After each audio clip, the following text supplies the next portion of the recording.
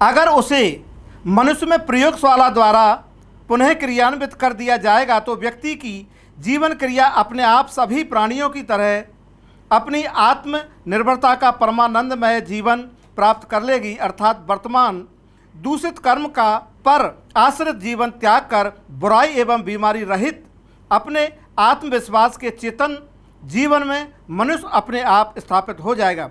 इससे मनुष्य को अपना जीवन व्यतीत करने के लिए किसी भगवान, पैगंबर, वैज्ञानिक, कानून, शिक्षा व्यवस्था की आवश्यकता नहीं। ऐसा ही भारतीय पूर्वज लोगों का जीवन था। जो हमारे भारतीय पूर्वज लोग थे उनका जीवन क्या था?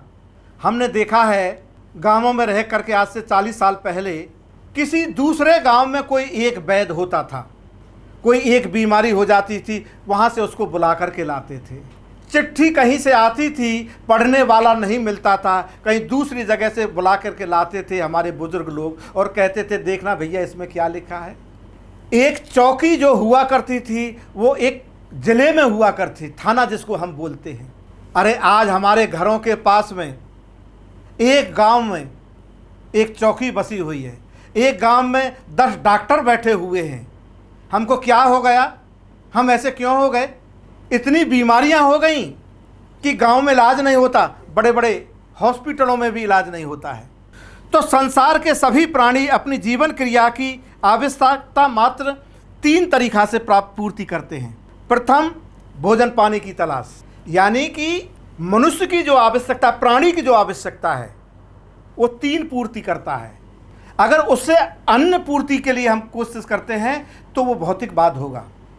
सबसे पहले हर प्राणी भोजन पानी की तलाश करता है।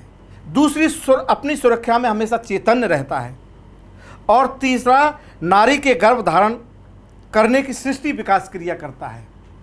इसलिए मनुष्य और कोई नहीं, सिर्फ मनुष्य और अन्य प्राणी, चल और अचल जितना भी जीव है, सिर्फ क्या है, एक बीज बनाने का यंत्र है।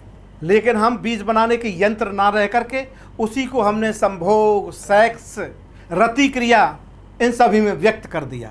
ये हमारी अज्ञानता है।